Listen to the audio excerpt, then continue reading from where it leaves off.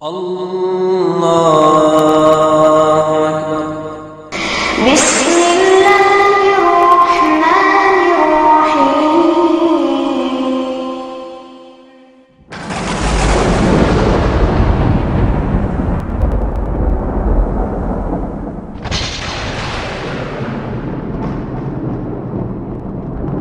وقل جاء الحق وزهق الباطل إن الباطل كان زهوقا.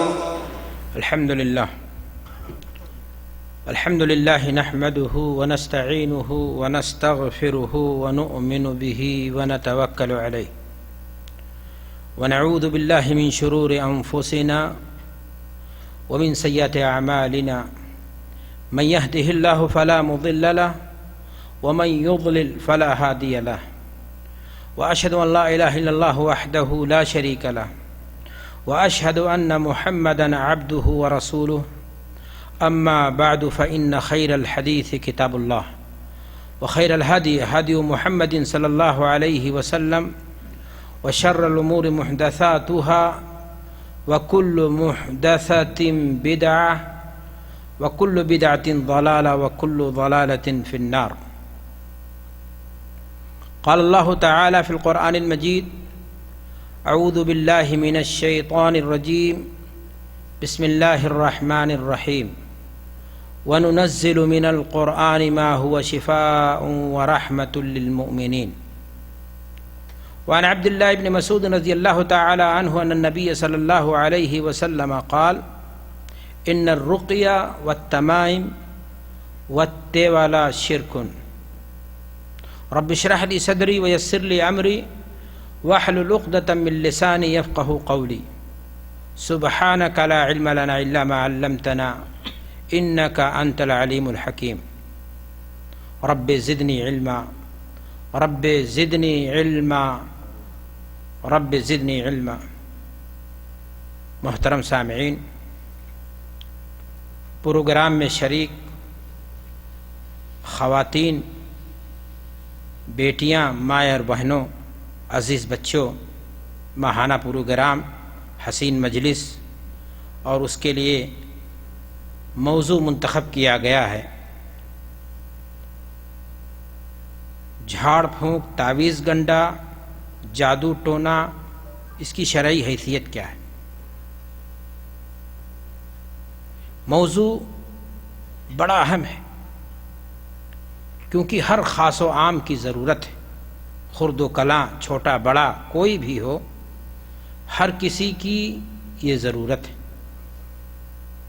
اور اس موضوع کی اہمیت اس وقت اور زیادہ بڑھ جاتی ہے جب سماج اور معاشرے میں دیکھنے میں یہ آتا ہے کہ بعض ایسے افراد، بعض ایسے لوگ جو صحیح العقیدہ ہیں، جو تعویذ گنڈے کو، پلیتے کو، جادو کو، ٹونے کو، دھاگوں کو، لگائی ہوئی گرہیں جس میں ہوتی ہیں، ان تمام کو حرام اور باطل سمجھتے ہیں.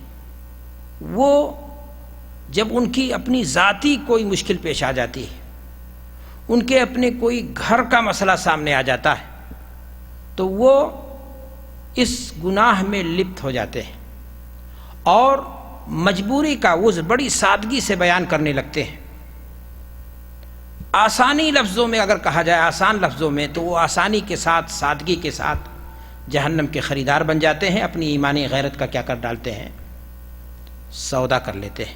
موضوع کی اسی اہمیت کے پیش نظر یہ حسین مجلس منعقد کی گئی تاکہ یہ بتایا جا سکے کہ جھاڑ پھونک کے نام پر، تعویذ گنڈے کے نام پر ہمارے معاشرے میں جو بہت ساری جادو، علاج، ٹونا کے نام پر بہت ساری چیزیں ہیں، اس میں کیا جائز ہے اور کیا ناجائز ہے، تاکہ حق واضح ہو اور ہم اس پر عمل کر سکیں اور باطل کو بیان کیا جا سکے تاکہ ہم اس سے کیا کر سکیں؟ اجتناب کر سکیں.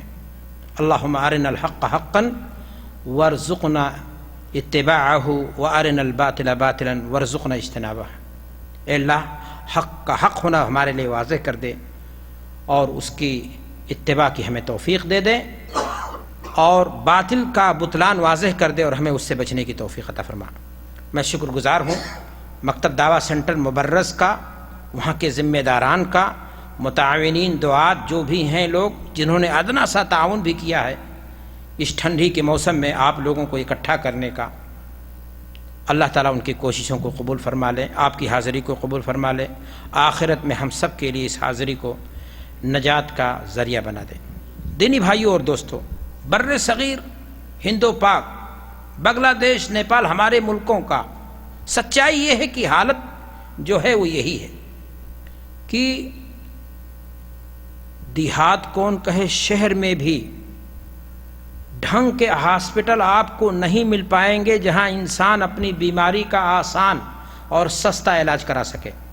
لوگ ہاسپٹل کے گیٹ پر دم توڑ دیتے ہیں پیسہ نہ ہونے کے ناطے، لیکن ایک چیز آپ کو بڑی آسانی کے ساتھ ملے گی، شہر کے ہر نکڑ پر، ہر چوراہے پر، ہر گلی پر آپ کو جادوگروں کا، شعبدہ بازوں کا، دجالوں کا، فریبیوں کا، نجومیوں کا، کاہنوں کا جتھا بڑے پرکشش اعلانات کے ساتھ آپ کو ملے گا، جو ایسے ایسے اعلانات کے ساتھ آپ کے سامنے ہوتے ہیں۔ اپنی محرومیوں کو آپ دور کیجئے، عشق و محبت میں ناکامی ہوئی ہے تو آپ ہماری خدمات کو حاضر ہم ہیں، آپ ہماری خدمات کو حاصل کیجئے۔ بیٹا نہیں ہے تو آئیے ہم سے تعویذ لے جائیں اور آپ کی یہ مانگی مراد بھی کیا ہو جائے۔ نوکری چاہیے، ان کے پاس کاغذ کے ٹکڑے پر ہر چیز کا علاج موجود ہے، وہ چند منٹوں میں آپ کو پڑیا بنا کر کے دے دیں گے، اور آپ کو یہاں تک کہتے ہیں کہ عشق و محبت میں اگر ناکامی ہوئی ہے تو اس میں بھی کامیابی کی ضمانت دیتے ہیں۔ اعلان میں یہ بھی ملے گا کہ 40 سال کے آزمودہ عامل سے ملیے، جنتر منتر تنتر سے اپنے آسیب، اپنے کالی گھٹاؤں بلاؤں فلانے کو کیا کریے، دور کریے۔ اس قسم کے اعلانات کے ساتھ، پرکشش اعلانات کے ساتھ موجود ہوتے ہیں، جہاں پر ضعیف العقیدہ انسان مسلمان جا کر کے اپنا ایمان اور عقیدہ کیا کرتا ہے، گما بیٹھتا ہے۔ اور مشکل اس وقت اور زیادہ بڑھ جاتی ہے جب پروفیشنل انداز سے یہ دھندا بڑے بڑے دارالعلوموں کے شیخ الحدیث، حکیم الامت، محدثین کی نگرانی میں بزنس کی شکل میں فروغ پا رہا ہوتا ہے اور اسے انجام دیا جا رہا ہوتا ہے۔ میں نے آپ سے پہلے ہی کہا کہ آخر یہاں پر لپت کون لوگ ہوتے ہیں جن کے ہاں ایمان اور عقیدے کی کیا ہوتی ہے، کمزوری ہوتی ہے، کمی ہوتی ہے۔ صحیح العقیدہ مسلمان جلدی سے جا کر کے وہاں گمراہ نہیں ہوگا۔ حقیقت یہی ہے کہ یہ لوگ کچھ نہیں کر سکتے ہیں، اسباب کا مالک اللہ ہے، بیماری اور شفا اس کے ہاتھ میں ہے، ان کے ہاتھ میں کوئی چیز نہیں، یہ کسی کی قسمت نہ بنا سکتے نہ بگاڑ سکتے ہیں۔ ہاں ایک کام ضرور کریں گے کہ بڑی آسانی کے ساتھ آپ کی گاڑھی کمائی کی دولت اپنی جیب میں، وہ سب چیزوں کا حل رکھتے ہیں لیکن اپنی مشکل کا حل نہیں ہے۔ یہاں تک کہ انہوں نے دنیا کمانے کے لیے فریب کی چادر اوڑھ رکھی ہے اور دنیا کو جو ہے دھوکہ دیتے ہیں، اور لوگوں کے درمیان، میاں بیوی کے درمیان تفریق اور لوگوں کے درمیان انتشار اور جدائی اور کیا کیا کی تعویذ بنا بنا کر کے بیچتے ہیں۔ میرے بھائی اور دوستو، میں نے آپ سے کہا کہ یہ مصیبت، یہ بلا ہمارے یہاں، ہمارے سماج کے اندر بالکل ہے، تو آخر اس میں سے کیا جائز ہے اور کیا ناجائز ہے، ہم اس کو جاننے کی کوشش کرتے ہیں۔ شروعات کرتے ہیں جھاڑ پھونک سے۔ قرآن مجید کی جو آیت کریمہ ہم نے آپ کے سامنے پڑھی ہے، اللہ تعالیٰ اس آیت کے اندر یہ ارشاد فرماتا ہے کہ وَنُنَزِّلُ مِنَ الْقُرْآنِ مَا هُوَ شِفَاءٌ وَرَحْمَةٌ لِّلْمُؤْمِنِينَ، ہم نے قرآن مجید کو نازل کیا، اس کی آیات میں اللہ نے جہاں ہدایت کی تاثیر رکھی ہے، بھٹکے ہوئے انسانوں کو راہ ہدایت پر لا کر کے ڈالنے کی تاثیر ہے، جہاں اس کے اندر روحانی بیماریوں کا علاج ہے، دلوں کے زنگ کو دھلنے اور صیقل کرنے کی صلاحیت ہے، وہیں اللہ تبارک و تعالیٰ نے قرآنی آیات میں شفا بھی رکھی ہے، اور وہ شفا جسمانی بھی ہو سکتی ہے، بیماریوں کی بھی شفا ہو سکتی ہے، اور علماء نے اس کا ایک مفہوم یہ بھی بیان کیا ہے۔ اللہ تعالیٰ قرآن مجید کی ایک دوسری آیت کے اندر ارشاد فرماتا ہے قُلْ هُوَ لِلَّذِينَ آمَنُوا هُدًى وَشِفَاءً، اے نبی آپ بتا دیجئے کہ قرآن مجید جہاں ہدایت کا نسخہ کیمیا ہے، وہیں وہ شفا لما فی الصدور بھی ہے، سینوں کے اندر جو گندگی ہے کفر، ضلالت، شرک کی روشنی میں صورت میں، ان کے لیے جہاں وہ تریاق ہے وہیں اللہ تبارک و تعالیٰ نے اس کی آیات میں تاثیر رکھی ہے، بیماریوں کا اس میں کیا ہے، علاج بھی موجود ہے۔ صحیح بخاری کی روایت ہے، سورۃ الفاتحہ کا نام فاتحہ کیوں رکھا گیا؟ آپ کو معلوم ہے کہ اوپننگ بھی قرآن ہے، لیکن اس کا ایک نام اللہ کے نبی صلی اللہ علیہ وسلم فرماتے ہیں وما یدریک انہا رقیہ، کہ تمہیں کیا خبر یہ جھاڑ پھونک کی صورت ہے۔ کسی بھی بیماری میں، کسی بھی پریشانی میں اس کو پڑھ کر کے دم کیجیے، اللہ کے حکم سے آپ کو اس میں کیا ملے گی؟ شفا ملے گی۔ ابن قیم رحمہ اللہ بڑے عالم ہیں، وہ بیان کرتے ہیں، خود اپنا ذاتی تجربہ بیان کرتے ہیں کہ میں مکہ میں تھا اور اس زمانے میں مجھے بیماری لگ گئی، اور مکہ میں اس زمانے میں اتنا میڈیکل اور طب ڈیولپ نہیں تھا۔ کہتے ہیں کہ میں پریشان ہوا، لیکن میں نے سورۃ الفاتحہ کو زمزم پر دم کیا اور اس کو پیا، اللہ کے حکم سے ہماری بیماری کیا ہو گئی؟ دور ہو گئی۔ اور میں نے اس نسخے کو بہتوں کے لیے تجویز کیا اور انہیں بھی اللہ کے حکم سے انہیں کیا ملا ہے؟ فائدہ ملا ہے۔ عائشہ صدیقہ رضی اللہ تعالی عنہا ام المومنین فرماتی ہیں کہ خود اللہ کے نبی جناب محمد رسول اللہ صلی اللہ علیہ وسلم جب بیمار ہوئے تو جبریل امین آئے اور آپ پر جھاڑ لگایا انہوں نے، بسم اللہ ارقیک من کل شر یوزیک من کل حاسد اذا حسد ومن شر کل عین، اور مختلف الفاظ میں ہے کہ اللہ کے حکم سے جبریل امین آئے تھے اور دعا پڑھ کر کے نبی صلی اللہ علیہ وسلم پر انہوں نے کیا کیا؟ دم کیا۔ حضرت رسول اکرم صلی اللہ علیہ وسلم کے بارے میں ام المومنین صدیقہ کائنات خود کہتی ہیں کہ آپ کا یہ معمول تھا کہ گھر میں کوئی بھی شخص، کوئی بھی بچہ اگر اس قسم کی کسی پریشانی میں اس سے دوچار ہو جاتا تو آپ سورۃ الفلق، قل اعوذ برب الناس اور قل اعوذ برب الفلق معوذتین یعنی پڑھ کر کے آپ صلی اللہ علیہ وسلم اس پر کیا کر دیا کرتے تھے؟ دم کر دیا کرتے تھے۔ عائشہ صدیقہ رضی اللہ تعالیٰ عنہ کرتی ہیں کہ خود اللہ کے رسول صلی اللہ علیہ وسلم جب مرض الموت میں مبتلا ہو گئے، آپ کے اندر طاقت نہیں رہی، تو میں خود آپ کے دستے مبارک میں پڑھ کر کے یوں پھونک مارتی تھی اور آپ کے دستے مبارک کو آپ کے دستے مبارک پر کیا کرتی تھی؟ پھیرتی تھی۔ اپنے ہاتھ کے مقابلے میں آپ کے ہاتھ میں برکت میں زیادہ تصور کرتی تھی۔ تو میرے بھائیو اور دوستو، آپ نے دیکھا کہ خود اللہ کے رسول صلی اللہ علیہ وسلم سے بھی پڑھ کر کے دم کرنا کیا ہے؟ ثابت ہے۔ عائشہ صدیقہ رضی اللہ تعالیٰ عنہ کہتی ہیں کہ میں نے ایسا کام کیا۔ خود اپنا عمل بھی وہ بیان کرتی ہیں کہ ایک مرتبہ میں اپنے گھر میں بیٹھی تھی، کسی عورت کو جھاڑ لگا رہی تھی، دم کر رہی تھی، پھونک لگا رہی تھی، اور اسی بیچ میں اللہ کے رسول صلی اللہ علیہ وسلم گھر میں آ گئے تو آپ صلی اللہ علیہ وسلم نے دیکھا تو آپ نے کہا کہ عالجیھا بکتاب اللہ، اللہ کی کتاب کی آیات پڑھ کر کے اس پر کیا کرو؟ دم کرو۔ معنی یہ ہوا کہ قرآن مجید کی آیات میں اللہ نے شفا رکھی ہے، اور پریشانی کی گھڑی میں آیات کا انتخاب کر کے علماء نے اس کی تشریحیں کی ہیں۔ ان آیات کو خاص جگہوں پر خاص آیات ہیں جن کو پڑھ کر کے اگر دم کیا جائے تو اللہ کے حکم سے اس میں کیا ملے گا؟ فائدہ یقینی طور پر ملے گا، اللہ کا حکم جب شامل ہوگا۔ میرے بھائی اور دوستو، حضرت رسول اکرم صلی اللہ علیہ وسلم حضرات حسن و حسین جو آپ کے نواسے تھے، ان پر بھی پڑھ کر کے اللہ کے رسول صلی اللہ علیہ وسلم کیا کرتے تھے؟ دم کرتے تھے۔ یہ بات بھی ثابت ہے احادیث صحیحہ کے اندر۔ شفا بنت عبداللہ، حضرت عبداللہ ابن عمر کی بیٹی ہیں، وہ کہتی ہیں میں خود اپنی بوا پھوپھی صفیہ کے پاس آتی تھی سیکھنے کے لیے، قرآن پڑھنے کے لیے، تعلیم حاصل کرنے کے لیے۔ اللہ کے رسول صلی اللہ علیہ وسلم ایک دن آئے اور آپ صلی اللہ علیہ وسلم نے صفیہ کو مخاطب کرتے ہوئے کہا کہ جس طرح تم اسے پڑھنا لکھنا سکھا رہی ہو، کیوں نہیں سکھا دیتی ہو کہ پھوڑا پھنسی جو بغل میں نکل آتا ہے اس کا رقیہ کیوں نہیں سکھا دیتے ہو؟ وہ بھی سکھا دو اس کو۔ تو آپ نے دیکھا کہ اللہ کے رسول صلی اللہ علیہ وسلم تعلیم بھی دے رہے ہیں، خود کر بھی رہے ہیں، اور اگر کرتے دیکھ رہے ہیں تو اس کا اس بات بھی اللہ کے رسول صلی اللہ علیہ وسلم کرتے ہوئے نظر۔ حضرت عثمان ابن ابی العاص رضی اللہ تعالی عنہ خود اپنا عمل بتاتے ہیں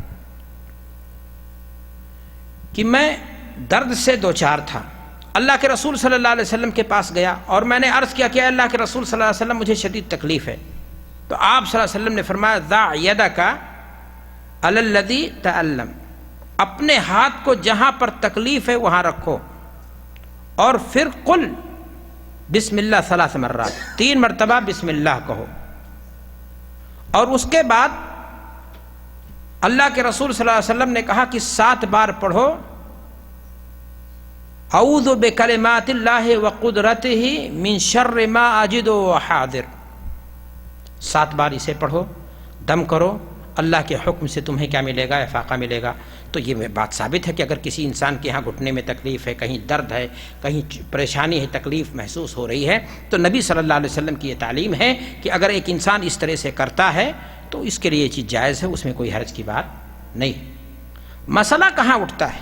हमारे बाज़ उलमा हैं जो अब्दुल्ला बिन मसूद की रिवायत, जिसको मैंने खुतबे मसनूना के बाद पढ़ा है, उसको बयान करते हैं कि अल्लाह के रसूल सल्लल्लाहु अलैहि वसल्लम ने फरमाया कि झाड़ फूंक भी शिरकिया अमल है। इन्न रुक़या व तमाइम व तेवला शिर्क, रुक़या भी शिर्क, तमाइम तावीज़ात भी शिर्क, और तेवला यानी जो जादू मोहब्बत वगैरह का होता है वो शिर्क है, शिरकिया अमल है। मेरे भाइयों दोस्तों, ज़रा गौर करने की चीज़ है कि हज़रत रसूल अकरम सल्लल्लाहु अलैहि वसल्लम ने रुक़या को मुतलक़न शिर्क नहीं कहा है, इसलिए कि आप सल्लल्लाहु अलैहि वसल्लम ने दूसरी जगहों पर उसकी क्या की है? इजाज़त दी। औफ इब्न मालिक अशजई रज़ी अल्लाह ताला अन्हु सहाबी रसूल हैं, वो खुद आकर के अल्लाह के रसूल सल्लल्लाहु अलैहि वसल्लम के पास वो कहते हैं कुन्ना नल्क़ी मिनल अक़रब, ऐ अल्लाह के रसूल सल्लल्लाहु अलैहि वसल्लम, हम तो झाड़ लगाते थे, बिच्छू डंक मार दे तो आपने तो मना कर दिया है, तो हम क्या करें? हम झाड़ लगाएं या ना लगाएं? तो अल्लाह के रसूल सल्लल्लाहु अलैहि वसल्लम ने फरमाया कि आरिज़ु अलैया रिक़ाकुम, आरिज़ु अलैया रिक़ाकुम। क्या पढ़ करके दम करते थे, झाड़ लगाते थे? ज़रा हमको पढ़ करके सुनाओ। सहाबी कहते हैं हमने पढ़ करके सुनाया तो अल्लाह के रसूल सल्लल्लाहु अलैहि वसल्लम ने देखा कि उन कलिमात में कोई शिरकिया कलिमात नहीं, गैरुल्लाह से मदद नहीं मांगी गई है, तो आप सल्लल्लाहु अलैहि वसल्लम ने साफ लफ्ज़ों में कहा ला बास लम तकुन शिरका, अगर शिरकिया कलिमात नहीं हैं तो उसमें कोई हरज की बात नहीं है। तो इससे साफ लफ्ज़ों में वाज़ेह हो गए ये बात कि अल्लाह के रसूल सल्लल्लाहु अलैहि वसल्लम ने मुतलक झाड़ फूंक को शिरकिया अमल या मुशरिकाना अमल नहीं कहा है। झाड़ फूंक मुशरिकाना अमल उस वक्त होगा जब वो अल्लाह के कलाम से, अल्लाह की सिफात से, अल्लाह के अस्मा से हटकर खुद की दुआ भी अगर हो मुशरिकाना ना हो, शिरकिया कलिमात ना हो, तो कोई हरज की बात नहीं है। जब ऐसे अल्फाज से गैर मुस्लिम के पास जाकर के झाड़ लगवाया जाए, गैरुल्लाह से उसमें मदद मांगी जाए, शिफा की भीख मांगी जाए, तो ऐसी सूरत में वो झाड़ गलत होगा। वरना अगर झाड़ कुरान मजीद की आयत के ज़रिया से है, नबी सल्लल्लाहु अलैहि वसल्लम की मासूर दुआओं के ज़रिया से है, या ख़ुद की दुआओं के ज़रिया से अगर है, लेकिन उसमें इस तरह के कोई कलिमात नहीं है, तो उसमें कोई हरज की बात नहीं है। हज़रत जाबिर रज़ी अल्लाह ताला अन्हु कहते हैं कि काना ली खाल काना यरक़ी मिनल अक़रब, मेरे मामू थे और वो बिच्छू अगर डंक मार दे तो वो झाड़ लगाया करते थे। उन्होंने भी जब अल्लाह के रसूल सल्लल्लाहु अलैहि वसल्लम की यह हदीस सुनी कि अल्लाह के रसूल सल्लल्लाहु अलैहि वसल्लम ने जो है झाड़ फूंक से क्या कर दिया है, मना कर दिया है, तो अल्लाह के रसूल सल्लल्लाहु अलैहि वसल्लम के पास गए तो उन्होंने भी अल्लाह के रसूल सल्लल्लाहु अलैहि वसल्लम को अपना पढ़ करके सुना कि अल्लाह के रसूल, हम ज़माने जाहिलियत में यानी इस्लाम से पहले भी ये पढ़ करके हम झाड़ लगाया करते थे, दम किया करते थे, फूंक मारते थे और अल्लाह के हुक्म से उसमें शिफा मिल जाती थी। तो आप सल्लल्लाहु अलैहि वसल्लम ने जब देखा कि उनके कलिमात में, दुआया कलिमात जो थे उसमें कोई शिरकिया अल्फाज नहीं हैं, तो आप सल्लल्लाहु अलैहि वसल्लम ने फरमाया कि मन यस्तती अन यनफ़अ अख़ाहु फलयफ़अल, कि अगर कोई शख्स अपने भाई को नफ़ा पहुंचा सकता है तो उसको नफ़ा पहुंचाने में कोई हरज की बात नहीं। तो वाज़ेह हो गई ये बात मेरे भाई और दोस्तों कि झाड़ फूंक अगर शिरकिया कलिमात से नहीं है तो उसमें कोई हरज नहीं। इसीलिए उलमा ने, मुख्तलिफ उलमा ने इसकी शरहें लिखी हैं कि 3 शर्तों के साथ झाड़ फूंक जायज़ है। एक चीज़ ये है कि जो आप झाड़ फूंक कर रहे हैं कुरान से हो, अल्लाह के सिफ़ात, अल्लाह के नाम से हो, नबी सल्लल्लाहु अलैहि वसल्लम की मासूर दुआओं से हो, और अगर एक इंसान खुद की दुआ, मिसाल के तौर पर उर्दू ज़बान है, हमारी ज़ुबान है, जल तू ही, जलाल तू ही, साहिब कमाल तू ही, आई बाला टाल तू ही, एक आदमी पढ़ता है ऐसा, अल्फाज उर्दू के हैं लेकिन इसमें कोई हरज और कबाहत की बात नहीं है। अगर ऐसे कह करके वो फूंक मार देता है कि जल तू ही, जलाल तू ही, आई बाला टाल तू ही, साहिब कमाल तू ही, तो उसमें कोई हरज की बात नहीं होनी चाहिए। इसलिए कि अल्लाह के रसूल सल्लल्लाहु अलैहि वसल्लम ने हत्ते औफ इब्न मालिक अशजई की बात सुनी, उसमें जब शिरकिया कलिमात नहीं देखे تو کوئی پریشانی کی نہیں محسوس ہوئی اللہ کے رسول نے، آپ نے نہیں روکا. لیکن ہاں ایک بات جانیں، جب ایک انسان عربی زبان سے ہٹ کر کے اپنی کسی زبان میں دعا کر رہا ہے، کسی کو جھاڑ لگا رہا ہے، تو اس کے لیے یہ ضروری ہے کہ جن کلمات کا استعمال کر رہا ہے وہ کلمات مفہوم ہوں، جادو کے الفاظ نہ ہوں، طلسماتی کلمات نہ ہوں، شعبدہ بازی کے کلمات نہ ہوں، اس میں غیر اللہ سے مدد نہ مانگی گئی ہو، تو پھر حرج کی کوئی بات نہیں. ایک شرط کا اضافہ اور کر لو تاکہ مسئلہ واضح ہو جائے، ہم آگے بڑھیں. وہ شرط یہ ہے کہ جھاڑ لگانے والا اور جو لگوانے گیا ہے دونوں کا عقیدہ یہ ہونا چاہیے کہ اللہ نہ چاہے تو اس جھاڑ لگانے سے شفا حاصل ہونے والی ان آیات میں، ان دعاؤں میں تاثیر اسی صورت میں پیدا ہوگی جب اللہ کا کیا ہوگا؟ حکم ہوگا. اگر اللہ کا حکم نہ ہو تو پھر ایسی صورت میں کوئی چیز حاصل نہیں ہوگی. اگر ان شرائط کے ساتھ میرے بھائی اور دوستو کسی کو جھاڑ لگاتا ہے کوئی، یا کہ کوئی لگوانے جاتا ہے، مسلمان ہے، صاحب ایمان ہے، عقیدہ اس کا درست ہے، خرافاتی نہیں ہے، بدعتی نہیں، غیر مسلم نہیں ہے، مشرک نہیں ہے، اجڑ ٹائپ کا نہیں ہے، تو اس میں کوئی حرج کی ظاہر بات ہے. آپ غیر مسلم کے پاس جاؤ گے تو وہ آخر کرے گا کیا؟ وہ تو اپنے معبودوں کے مدد اور اس طرح شرکیہ کلمات کا استعمال کرے گا ہی. اس ناطے جھاڑ پھونک کے نام پر وہاں ہم نہیں جائیں گے. میرے بھائی اور دوستو، جھاڑ پھونک سے ہی ملتی جلتی ایک چیز ہے جو ہمارے سماج میں بہت رائج ہے. عربی زبان میں اسے کہا جاتا ہے نشرہ. یہ نشرہ کیا ہے؟ اگر کسی کو جادو کر دیا گیا ہو تو جادو کے توڑ کے لیے جو طریقہ استعمال کیا جاتا ہے اسے کیا کہا جاتا ہے؟ نشرہ عربی زبان میں. اور اللہ کے رسول صلی اللہ علیہ وسلم سے جب پوچھا گیا نشرہ کے بارے میں تو آپ صلی اللہ علیہ وسلم نے کہا ہی من عمل الشیطان، کہ یہ شیطانی عمل ہے، یہ اس میں شرک ہے، یہ مشرکانہ عمل ہے، یہ غلط ہے، باطل ہے. یہ جادو اردو زبان کا لفظ ہے. عربی میں اسے کیا کہتے ہیں؟ سحر. سحر کو سحر کیوں کہتے ہیں؟ سحر میں ہوتا کیا؟ جادو میں ہوتا کیا؟ واقع کے خلاف انسان دیکھنے لگتا ہے.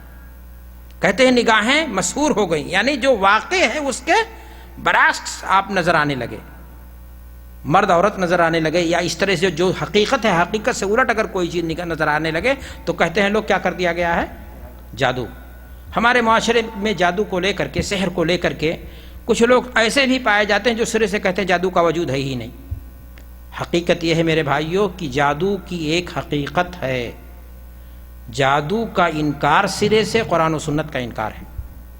جادو کی اپنی جگہ پر ایک تاثیر بھی ہے، جادو تاثیر رکھتا ہے.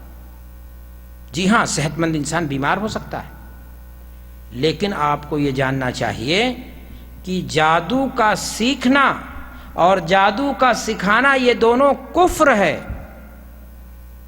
اور جادو کا برتنا اور جادو کا اپنے لیے انتخاب کرنا یہ کبیرہ گناہ ہے. اگر کوئی شخص دشمنی میں کسی انسان کے خلاف ایسی کوئی کارروائی کرتا ہے اور اپنے آپ کو مسلمان بھی کہتا ہے تو میں کہتا ہوں اس ایسے انسان کا دل کیا ہو چکا ہے؟ سیاہ ہو چکا ہے. جی ہاں، صحیح سنن کی روایت ہے اور صحیح روایت ہے. اگر ایک انسان کسی انسان کے خلاف دشمنی میں، عداوت میں، تعصب میں، مفاد پرستی میں کسی انسان کے خلاف جادو کراتا ہے تو ایسے انسان سے توبہ کرائی جائے گی. اگر توبہ نہیں کرتا تو اسے قتل کر دیا جائے گا. شریعت میں اس کے لیے یہی سزا ہے. صحابہ کرام رضوان اللہ علیہ مجمعین سے یہ بات ثابت ہے کہ انہوں نے جادوگروں کی ایک جماعت کو کیا کر دیا ہے؟ قتل کیا تھا. تو میرے بھائیو اور دوستو، میں نے آپ سے کہا کہ جادو کا سیکھنا اور سکھانا یہ کیا ہے؟ کفر ہے. فرشتوں کے بارے میں آتا ہے کہ وہ صاف لفظوں میں جو جادو سکھا رہے تھے کہتے تھے انما نحن فتنہ، ہم فتنہ ہیں، فلا تکفر، جادو سیکھ کر کے تم کفر کا کام نہ کرو. تو جادو کا سیکھنا اور سکھانا کیا ہے؟ یہ دونوں کا دونوں، سیکھنا بھی اور سکھانا بھی کیا ہے؟ کفر. میں نے کہا کہ جادو کی ایک تاثیر ہوتی ہے. جی ہاں، جادو کے ذریعہ دو انسانوں کے درمیان جدائی پیدا کی جا سکتی ہے. جادو کے ذریعہ ایک انسان کو خلوت پسند بنایا جا سکتا ہے. جادو کے ذریعہ میں نے کہا کہ کسی انسان کو بیماری لاحق ہو سکتی ہے، اور اس کا ثبوت ہے قرآن مجید کے اندر، اس کا ثبوت ہے احادیث رسول کے اندر. جادو اپنی تاثیر رکھتا ہے. حضرت موسیٰ علیہ الصلوۃ والسلام کے بارے میں قرآن مجید پڑھیے. فأوجس في نفسه خيفة موسى قلنا لا تخف إنك أنت الأعلى. حضرت موسیٰ علیہ الصلوۃ والسلام کے سامنے جب جادوگر آئے تو انہوں نے کہا موسیٰ آپ کی باری ہے، آپ ڈالیں یا ہم ڈالیں؟ تو موسیٰ علیہ الصلوۃ والسلام نے کہا کہ نہیں، تم ہی لوگ اپنا داؤں کرو، پیش کرو، دیکھتے ہیں. تو انہوں نے جب اپنا داؤں پیش کیا تو قرآن مجید صاف لفظوں میں کہہ رہا ہے کہ جو رسیاں انہوں نے پیش کی وہ چلنے لگیں، سانپ کی شکل ہو گئی. موسیٰ علیہ الصلوۃ والسلام کیا ہو گئے؟ گھبرا اٹھے. تو جادو کی اندر تاثیر ہے. جادو کا انکار کرنا سرے سے یا جادو کی تاثیر کا انکار کرنا ایک طرح سے قرآن کا انکار ہے. عائشہ صدیقہ رضی اللہ تعالیٰ عنہ فرماتے ہیں کہ اللہ کے نبی جناب محمد رسول اللہ صلی اللہ علیہ وسلم کو قبیلہ بنو زریق کا ایک آدمی لبید ابن عاصم نے نبی صلی اللہ علیہ وسلم کے بال پر گرہیں مار کر کے بیر زکوان کنواں ایک ہے اس میں جا کر کے کیا کر دیا تھا؟ دفن کر دیا تھا. عائشہ صدیقہ ام المومنین کہتی ہیں رضی اللہ تعالیٰ عنہ کہ اللہ کے رسول صلی اللہ علیہ وسلم کافی دنوں تک بیمار رہے. آپ کو لگتا تھا کہ آپ نے کھانا کھا لیا لیکن آپ نے کھانا نہیں کھایا ہوتا. آپ کو لگتا کہ آپ کی طبیعت گری گری رہنے لگی. آپ کو لگتا کہ فلاں کام میں نے کر لیا اور آپ نے یہ کام نہ کیا ہوتا. وہ خود کہتے ہیں کہ ایک دن اللہ کے رسول صلی اللہ علیہ وسلم میرے پاس بیٹھے ہوئے تھے اور جبریل امین آئے اور وہ جو ہے قرآن مجید کی دونوں آیتیں موعظتین جسے کہتے ہیں وہ نازل ہوئیں اور اللہ کے رسول صلی اللہ علیہ وسلم نے دعا کی اللہ سے اور آپ کو اللہ کی طرف سے رہنمائی ملی. اور پھر اس کے بعد جو ہے اس بال کو وہاں سے نکالا گیا اور اس کے بعد اللہ کے رسول صلی اللہ علیہ وسلم نے پڑھ کر کے اس پر کیا کیا؟ دم کیا اور اللہ کے حکم سے جادو کیا ہو گیا؟ ٹوٹ گیا. تو میرے بھائی اور دوستو، یہ اللہ کے رسول، جب نبی پر جادو کا اثر ہو سکتا ہے تو دوسرا انسان بھی اس پر جادو کا اثر ہو سکتا ہے. بڑی مشہور حدیث ہے. اللہ کے نبی جناب محمد رسول اللہ صلی اللہ علیہ وسلم فرماتے ہیں اجتنبوا السبع الموبقات، 7 ایسی چیزوں سے جو ہلاک کر دینے والی ہیں ان سے بچنا ہے. اور آپ صلی اللہ علیہ وسلم نے ان میں سے ایک چیز سحر کو بھی ذکر کیا کہ جادو سے بھی بچو اور شرک سے بھی بچو. اور یاد رکھیں اس حدیث کو غور سے پڑھنا چاہیے انسان کو کہ جادو کو اللہ کے رسول صلی اللہ علیہ وسلم نے شرک کے زمرے میں گنایا ہے. یعنی اس لیے کہ جادو کے اندر اگر آپ گہرائی سے دیکھیں گے تو جادو جو گر ہوتے ہیں، جو جادو کرتے ہیں، جو عملیات کرتے ہیں، ان میں ان کا گہرا ربط ہوتا ہے شیطانوں سے. شیطان کسی عمل کرنے والے انسان کی کوئی بات اسی وقت سنتا ہے جب اس سے پتہ نہیں کتنے گناہ شرک کے کروا لیتا ہے اور اس کے بعد جا کر کے اس کی کوئی چیز کیا کرتا ہے؟ سن لیتا ہے. اور دوسری بات اس کے اندر یہ ہے میرے بھائی اور دوستو کہ جادوگر جو ہوتا ہے علم غیب کا کیا کرتا ہے؟ دعویٰ کرتا ہے، جو سراسر کیا ہے؟ کفر ہے. وما کفر سلیمان وما یعلمان السحر، سلیمان نے نہیں کفر کا کام کیا، وہ جادو نہیں سکھاتے تھے. جادو کون سکھاتے تھے؟ وہ فرشتے تھے اور کہتے بھی تھے کہ ہم فتنہ ہے اور تم جادو سیکھ کر کے کفر کا کام نہ کرو. تو میں نے آپ سے کہا کہ جادو بہرحال کفر کا کام ہے اور جادو یہ خراب عمل ہے، نہ اس کو سیکھنا چاہیے، نہ اس کو عملی زندگی میں کیا کرنا چاہیے؟ برتنا چاہیے. لیکن میں نے آپ سے کہا کہ جادو کے اثرات ہوتے ہیں اور جادو کی بہت ساری قسمیں علماء نے بیان کی ہیں. انہی میں سے ایک ہے جادو کی قسم سحر تفریق، یعنی 2 انسان بزنس کر رہے ہیں، حسد میں کوئی جل پڑا، وہ جادو کرا دیتا ہے اور دونوں کے درمیان کیا ہو جاتی ہے؟ جدائی ہو جاتی ہے. میاں بیوی ہیں، ان کے درمیان جدائی ہو جاتی ہے. اور دیگر لوگ ہیں، 2 دوست ہیں، ان کے درمیان کیا ہو جاتی ہے؟ جدائی ہو جاتی ہے. اور قرآن مجید یہ بیان کر رہا ہے یفرقون بہ بین المرء وزوجہ، کہ جادو کا بڑا کارنامہ یہ ہے کہ میاں بیوی کے درمیان کیا کر دیا جائے؟ جدائی پیدا کر دی جائے. سحر محبت بھی اسی کو کہتے ہیں. اور وہ ہمارے ہاں معاشرے میں دیکھنے میں آتا ہے کہ جس دن شادی ہو کر کے بہو بیاہ کر کے گھر آتی ہے وہ پڑیا ساتھ میں لے کر کے آتی ہے کہ میاں جی کو جا کر کے ان کی محبت کو ہم کسی طرح پڑیا کھلا کر کے جو ہے کیا کر لیں گے؟ ان کو کنٹرول میں کر لیں گے. اور ماں پہلے سے تیار ہوتی ہے کہ بیٹا ہمارا کہیں ہماری بہو کے ہاتھ نہ چلا جائے، اس لیے وہ اپنا پڑیا پہلے سے تیار کیے رہتی ہے. نتیجہ یہ ہوتا ہے کہ دونوں کے پڑیے میں کبھی کبھار ٹکراؤ ایسا ہوتا ہے کہ بیٹا دونوں کے ہاتھ سے یا کسی ایک کے ہاتھ سے چلا جاتا ہے، اس لیے کہ کس کا سحر غالب آیا، کیا اس کا سحر غالب آیا، اس کی تاثیر ہوتی ہے. میرے بھائیوں اور دوستوں، یہ کافرانہ عمل ہے. ایسا نہیں کرنا چاہیے کہ کسی کی محبت کے ذریعہ کسی کی محبت کی بھیک نہیں مانگی جاتی. آپ اگر کسی سے مخلصانہ محبت کریں گے، بیوی سے محبت کریں گے، تو کیا وجہ ہے کہ وہ آپ سے محبت لیکن پڑیا کھلا کر کے شوہر کو کنٹرول میں کرو، یا بیوی کو کنٹرول میں کرو، یا ماں جو ہے اپنی بہو کو کنٹرول میں کرے، یا اپنے بیٹے کو کنٹرول کرے، یہ سارے طریقے غلط ہیں جو ہمارے سماج اور معاشرے میں یہ دین پسند طبقہ، یہ نماز اور روزے کے دعوے دار لوگ، بڑے بڑے شیخ الحدیث اس طرح کی چیزیں لکھتے ہیں، اور جس کے ذریعہ سے گھروں کو کیا کیا جا رہا ہے، خاندانوں میں تباہی لائی جا رہی ہے، سماج اور معاشرے کے اندر جو ہے فساد پھیلایا جا رہا ہے، اور اس کو کہا جا رہا ہے کہ یہ کرشمات ہیں، یہ چمتکاری ہے، یہ طلسماتی ہے، اور یہ بہت بڑا ہم دین کا کیا کر رہے ہیں، کام کر رہے ہیں۔ تو میرے بھائیوں کہ جادو کی ایک قسم ہے، جیسا کہ میں نے بتایا کہ سحر محبت ہے، سحر تفریق ہے، اور اسی طرح جادو کی ایک قسم یہ بھی ہے کہ انسان جادو کر دیتا ہے، انسان اپنی بیوی کے ساتھ انسانی تعلقات میں اسے پریشانی ہوتی ہے۔ بڑے نالائق لوگ ہوتے ہیں، کتنے سماج کے اندر فسادی ہوتے ہیں، دل میں اس کے تھا، خواہش تھی کہ فلاں کی بیٹی سے شادی کریں گے، بوا کی لڑکی تھی، ماما کی لڑکی تھی، خاندان میں سے کسی کی لڑکی تھی، اس کو پسند تھی، لیکن اللہ کی مرضی، جوڑے اوپر آسمان پہ بنتے ہیں، شادی اس کے ساتھ نہیں ہوئی، کسی اور کے ساتھ ہو گئی۔ اب وہ کیا کرتا ہے، محبوب کی گلیوں میں گھومتا ہے، کسی دن جو اس کو جو ڈانٹا گیا کہ ادھر اب دوبارہ آئے تو پھر پتہ چل جائے گا تم کو، غصے میں آتا کسی جادوگر کے پاس جا کر کے جادو کر دیتا ہے کہ تاکہ دونوں کے اندر انسانی تعلقات، ہم کو نہیں ملی تو دوسرے کی زندگی ہم کیا کر دیں۔ ایسا انسان کا دل سیاہ ہے، ایسے انسان کو اپنے ایمان کی خیریت معلوم کرنی چاہیے، اپنے ایمان کی سلامتی کے کیا کرنی چاہیے، دعا کرنی چاہیے۔ تو یہ میرے بھائی اور دوستو، اس طرح ہمارے سماج اور معاشرے کے اندر آج یہ چیزیں ہیں، اور علماء بیٹھ کر کے کر رہے ہیں، پروفیشنل انداز سے کیے جا رہے ہیں، اور گھروں کو کیا کیا جا رہا ہے، اجاڑا جا رہا ہے، گھروں کو کیا کیا جا رہا ہے، تباہ کیا جا رہا ہے، گھروں کو کیا کیا جا رہا ہے، برباد۔ ایسے بھی جادو ہوتے ہیں کہ انسان پر جادو کر دیا گیا، وہ انسان آپ جو ہے لوگوں کے بیچ میں بیٹھنا ہی نہیں پسند کرتا، یا ایسا بھی جادو ہوتا ہے کہ آپ جادو کر دیجئے وہ بیمار رہنے لگتا ہے، اور بیمار رہتے رہتے اس کی موت تک واقع ہو جاتی ہے۔ یہ ساری چیزیں ہیں اور موجود ہیں سماج اور معاشرے میں۔ سوال یہ ہے میرے بھائیو اور دوستو کہ ہم جادو سے بچاؤ کے لیے کیا کریں۔ معاملہ یہ ہے کہ جادو حقیقت ہے، لیکن میں نے آپ کو بتا دیا کہ جادو کفر ہے، سیکھنا اور سکھانا دونوں، اور کرنا اور کرانا کبیرہ گناہ ہے، توبہ نہ کرے تو اسے انسان کی سزا کیا بتائی میں نے، قتل کر دیا جائے گا۔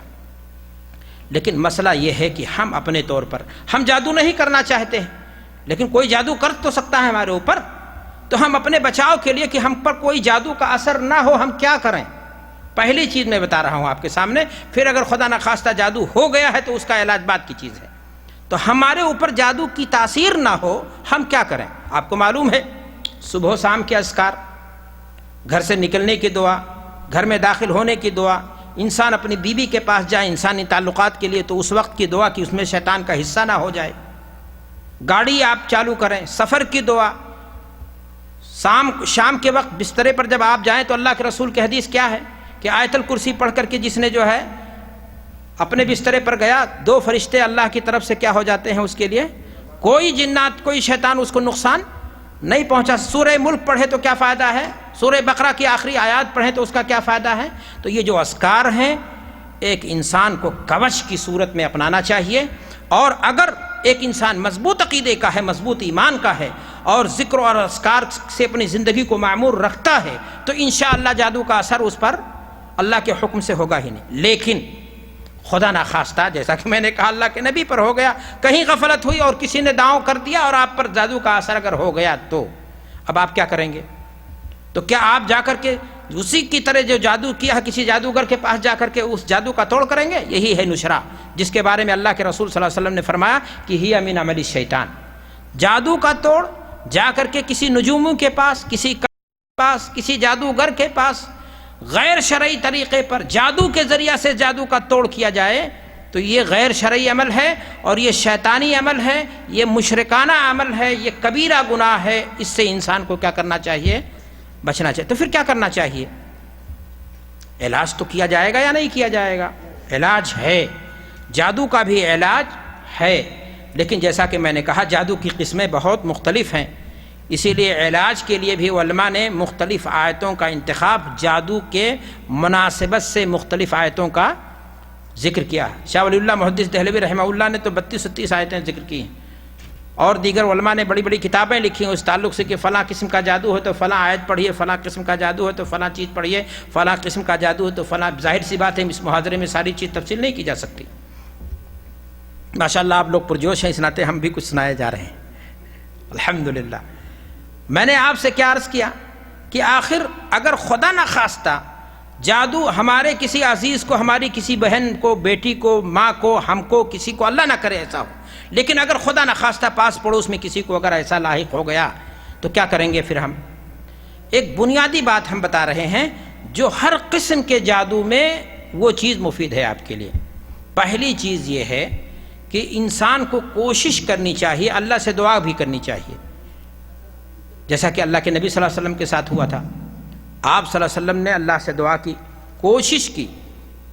ہو سکتا ہے انسان خواب دیکھ لے، ہو سکتا ہے انسان کے خیال میں اللہ تعالیٰ یوں ہی الہام ڈال دے کہ کہاں کس چیز پر جادو کیا گیا ہے اور اس چیز کو کہاں دفن کیا گیا ہے یا چھپایا گیا ہے۔ اگر پتہ چل جائے تو اس چیز کو نکال کر کے اس انسان کو جلا دینا چاہیے، ضائع کر دینا چاہیے، اور اگر ضائع کر دیا، جلا دیا، تو آٹومیٹک جادو کا اثر کیا ہو جائے گا؟ ختم ہو جائے۔ جس بھی قسم کا جادو ہو، جس چیز پر کیا گیا ہو، اگر وہ چیز مل جائے۔ میں نے آپ سے ایک طریقہ بتایا کہ کیا کرے آدمی اللہ سے دعا کرے۔ ایک چیز اور بھی ہے، جس انسان پر جادو کا اثر ہے اس پر کچھ آیات ہیں، یہ انسان جو پڑھ رہا ہے اس کے تقویٰ پر بھی منحصر ہے، یہ جان لینا کہ کتنا متقی ہے، کتنا صاحب ایمان اور عقیدہ ہے۔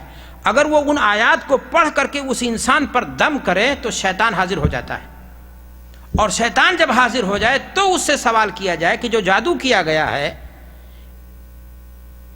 یہ جادو کہاں چھپایا؟ میں اس لیے کہ میں نے کہا یہ جو جتنے جادوگر ہوتے ہیں یہ شیطانوں کو کیا کرتے ہیں؟ پوچھتے ہیں۔ اللہ اکبر، پڑھیں گے آپ کتابوں کو تو آپ حیران رہ جائیں گے۔ یہ انسانی پیشاب سے قرآن کی آیات تک کو لکھ ڈالتے ہیں، نعوذ باللہ۔ قرآن مجید کو اپنے پیروں سے کچل ڈالتے ہیں، پیخانہ گھر میں لے جا کر کے قرآنی آیات کی یہ کیا کرتے ہیں؟ توہین کرتے ہیں۔ تب جا کر کے شیطان کچھ ان کی باتیں سن لیتا ہے اور اس طرح سے جو ہے وہ گڑبڑ کرتا ہے، اور اس طرح لوگوں کے عقائد کے ساتھ، وہ ایمان کے ساتھ وہ کیا کرتا ہے؟ کھلواڑ کرتا ہے۔ تو میں نے کہا کہ قرآنی آیات ہیں جن کو اس پر پڑھا جائے تو وہاں جب شیطان حاضر ہو جائے تو اس سے پوچھا جائے کہ وہ چیز کہاں ہے۔ اگر وہ پتہ چل جاتا ہے، میں نے کہا پہلا اسٹیپ یہ ہے کسی بھی قسم کے جادو پر کہ اس کو کیا کریں؟ توڑ دے، پھوڑ دے، جلا دے، اور انشاءاللہ آٹومیٹک جادو کا اثر کیا ہو جائے گا؟ ختم ہو جائے گا۔ دوسرا اسٹیپ کیا ہے؟ پتہ چلنے کے لیے میں نے آپ کو 2 طریقے بتائے ہیں، اس پر آپ کو کوشش کرنی چاہیے۔ دوسرا اسٹیپ کیا ہے؟ دوسرا اسٹیپ یہ ہے کہ قرآنی آیات اور نبی صلی اللہ علیہ وسلم کی معصور دعائیں، جیسے کہ میں نے بتایا کہ حضرت جبریل امین نے خود اللہ کے رسول صلی اللہ علیہ وسلم کو جھاڑ کیا تھا، وہ دعا، اور اسی طرح سے اعوذ بکلمات اللہ التامات من غضبہ وعقابہ وشر عبادہ من ہمزات اللہ الشیطان ویحضرون، سورۃ الفاتحہ ہے ہی، سورہ بقرہ کی آخری آیات ہیں۔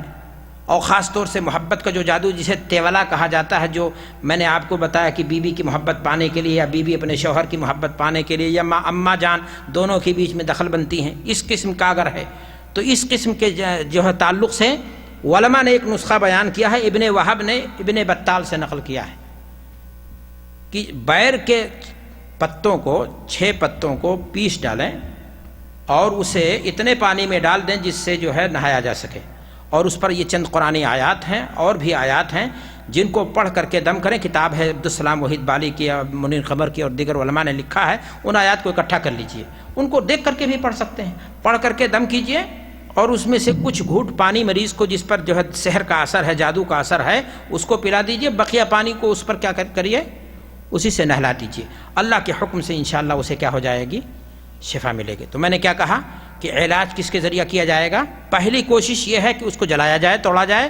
دوسری چیز یہ ہے کہ آپ قرآنی آیات کو پڑھیں۔ میں نے کہا آپ سے کہ سحر مختلف ہے، اس لیے آیات کے انتخاب میں آپ کو تھوڑی سی کیا کرنی پڑے گی؟ تدقیق کرنی پڑے گی، اور اللہ کے نبی صلی اللہ علیہ وسلم سے جو معصور دعائیں ہیں ان کو بھی ساتھ میں کیا کرنا ہوگا؟ پڑھنا ہوگا۔ ایک اسٹیپ اور بھی بتانا چاہتا ہوں۔ آپ جانتے ہیں کہ محدثین کرام نے باقاعدہ طب نبوی کے نام سے کتابیں تالیف کی۔ ابن قیم رحمہ اللہ کی کتاب بڑی اچھی ہے۔ تو انسان کو جب سحر ہو جاتا ہے تو اس کو جسمانی طور سے بھی وہ کمزوری آ جاتی ہے، لاغر ہو جاتا ہے، مریض ہو جاتا ہے۔ تو شہد کا کھانا ہے، فلاں چیز ہے، فلاں چیز پینے کے بعد اس طرح کی چیزیں ہیں کہ جو طب نبوی میں جو اللہ کے رسول صلی اللہ علیہ وسلم نے اپنے لیے، اپنے صحابہ کے لیے منتخب کی ہیں، اس کو بھی پڑھنا چاہیے کہ کون سی بیماری کس قسم کا سحر ہے، اور اس اعتبار سے اس کے لیے وہ چیز استعمال کرنی چاہیے. اللہ کے حکم سے اسے کیا ہوگا؟ افاقہ ہو جائے گا، اور اللہ کے حکم سے اسے کیا ہو جائے گا؟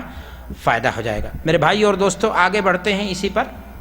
ہمارے یہاں سماج اور معاشرے کے اندر دیکھنے میں ایک بات اور آتی ہے کہ کچھ لوگ دھاگوں میں گرہ مار کر کے، جس کو گنڈا کہتے ہیں آپ، مالا کہتے ہیں آپ، عربی زبان میں اس کو حرز کہہ لیجئے، دانے ہیں اس انداز سے، اور اس کو پہنتے ہیں. اور مقصد کیا ہے وہاں؟ کہ جن اور بھوت پریت کے سائے سے ہم کیا رہیں؟ محفوظ رہیں، یا بیماریاں، آفتیں، اس طرح کی چیزیں ہمارے اوپر حملہ آور نہ ہوں. اگر آپ گہرائی سے دیکھیں گے تو یہ عمل زمانے جاہلیت کا مشرکانہ عمل ہے. تعویذ ہو یا گنڈا ہو، مالا ہو یا دھاگا، اس طرح سے جو گرہیں مار کر کے پہنائی جاتی ہیں ہمارے سماج اور معاشرے کے اندر، یہ زمانے جاہلیت میں اسی قسم کا عمل تھا. انسانوں کے ساتھ بھی کرتے تھے، جانوروں کے ساتھ بھی کرتے تھے، اور مقصد وہاں یہی ہوتا تھا کہ یہ چیزیں وہ اسباب ہیں جن کی بنیاد پر یہ گویا کوچ سمجھتے تھے کہ اس کے پہننے کے بعد بیماری اس پر اٹیک نہیں کر سکے گی، جادو اس پر اثر نہیں کر سکے گا. جبکہ اسلام اور شریعت نے اذکار بتائے ہیں، ان تمام چیزوں کا کنڈم کر کے اذکار بتائے ہیں، صبح و شام کے، سوتے وقت، جاگتے وقت، اور گھر سے نکلتے وقت، اور وغیرہ وغیرہ. ان اذکار کو اگر آپ پڑھ لو گے تو انسان تمام حملوں سے، شیطانی وار سے اور شیطانی اثرات سے کیا ہو جاؤ گے؟ آپ محفوظ ہو جاؤ. یہ زمانے جاہلیت کا طریقہ تھا جو آج مسلمانوں میں کمزور عقیدہ قسم کے لوگوں میں پلٹ آیا ہے. اور اس طرح کی چیزیں، دھاگا، گنڈا، اور اس کو مختلف بہانہ بنا کر کے کہ بیماری سے بچنے کے لیے، اور فلان سے ایسا کرنے کے لیے، فلان سے ہم نے ایسا کرنے کے لیے ہم نے کیا ہے. جبکہ میرے بھائی اور دوستو، جب شریعت کا آپ مطالعہ کریں گے، دین کا آپ مطالعہ کریں گے، قرآن کو آپ پڑھیں گے، رسول کی حدیث کو آپ پڑھیں گے، تو پتہ یہ چلے گا کہ یہ گنڈا اور مالا، یہ جو دھاگا گانٹھ مار کر کے، اس میں گرہ مار کر کے، پڑھ کر کے جادو کے کلمات، شعبدہ بازی، طلسماتی کلمات کو دم کیا جاتا ہے، یہ بھی جادو کے قبیل سے ہے. اللہ تعالیٰ نے قرآن میں ارشاد فرمایا ہے وَمِن شَرِّ النَّفَّاثَاتِ فِي الْعُقَدِ. اللہ تعالیٰ ہمیں ان جادوگرنیوں کے شر سے بھی محفوظ رکھے جو جادو کے ذریعہ دھاگوں میں کیا کرتی ہیں؟ گرہ لگا. چاہے لگانے والی عورت ہو چاہے مرد ہو، عام طور سے یہ عورتیں لگاتی تھیں، اس ناطے ان کا کیا ہے؟ تذکرہ ہے. تو میرے بھائیو، اللہ کے رسول صلی اللہ علیہ وسلم نے اس کو کیا کہا ہے؟ یہ جادو کے قبیل سے ہے، اور ایسا کوئی بھی چیز یہ بطور علاج نہ دنیا میں دیکھا گیا ہے، نہ یہ چیز ہے. اگر کوئی کہتا ہے کہ ہم بطور علاج اس کو پہنتے ہیں تو غلط ہے. حضرت ابو ہریرہ رضی اللہ تعالیٰ عنہ کی حدیث ہے، حضرت رسول اکرم صلی اللہ علیہ وسلم کی حدیث. ابو ہریرہ رضی اللہ تعالیٰ عنہ فرماتے ہیں کہ اللہ کے نبی صلی اللہ علیہ وسلم نے فرمایا من عقد عقدۃ ثم نفث فیہا فقد سحر ومن سحر فقد اشرک. جس نے کسی چیز میں دھاگا لگا کر کے، کسی دھاگے میں گرہ لگا کر کے گانٹھ مارا، اور اس میں پھونک مار کر کے اس میں کیا کر دیا؟ گانٹھ لگا دیا، اس نے جادو کیا. اور جس نے جادو کیا اس نے کیا کیا؟ شرک کیا. تو یہ کیا ہو؟ یہ مشرکانہ عمل ہے، یہ شیطانی عمل ہے یا مشرکانہ عمل ہے. ایک مسلمان ایسا کام نہ کر سکتا، نہ پہن سکتا، نہ ایسا کر کے کسی کو گانٹھ مار کر کے دھاگے میں گرہیں لگا کر کے کسی کو دے گا. ایسے سارے اعمال کیا ہیں؟ جادو کے قبیل سے ہیں، اور اس سے مسلمان کو کیا کرنا چاہیے؟ بچنا چاہیے. صحابی رسول ہیں، وہ دیکھتے ہیں ایک انسان کو کہ اس کے ہاتھ میں دھاگا ہے. کہا یہ کیا ہے؟ کہا یہ واہنہ، یہ فلاں بیماری سے بچنے کے لیے یہ دھاگا ہے. وہ کہتے ہیں انزعھا فإنھا لا یزیدک الا وہنا، اس لیے کہ یہ تمہیں توہمات میں اور ڈال دے گا، فائدہ تمہارا کچھ ہونے والا اس سے نہیں ہے، تم کو اور بھی وہم کی دنیا میں، توہمات میں ڈھکیل دے گا. اور وہ اس کا یہ کہہ رہے ہیں اور کہہ رہے ہیں آگے قرآن مجید کی آیت کریمہ سنا رہے ہیں کہ وما یؤمن اکثرهم باللہ الا وهم مشرکون، کہ لوگ اکثر اسلام لاتے ہوئے بھی مشرک ہوں گے، کہ اس لیے کہ ان کا عقیدہ اور ایمان اس طرح ہوگا، وہ گنڈے ڈنڈے اور اس طرح دھاگے مالے اور جو ہے کیا نام ہے پلیتے پہنے ہوں گے، اور اس پر ان کا ایمان اور بھروسہ ہوگا کہ یہ آفات اور مصیبتوں سے ہمیں کیا کر دیتے ہیں؟ روک دیتے ہیں. جبکہ آفات اور مصیبتوں سے روکنے والی ذات کیا ہے؟ اللہ تبارک و تعالیٰ کی. ان چیزوں کے اندر کوئی طاقت نہیں ہے. اللہ کے حکم سے کے بغیر یہ چیزیں، کوئی چیز آپ کو فائدہ نہیں دے سکتی ہیں. تو آپ نے ذرا دیکھا کہ انہوں نے کہا کہ ایمان لاتے ہوئے بھی اللہ کی ذات پر لوگ کیا ہوں گے؟ شرک کی حالت میں مریں گے.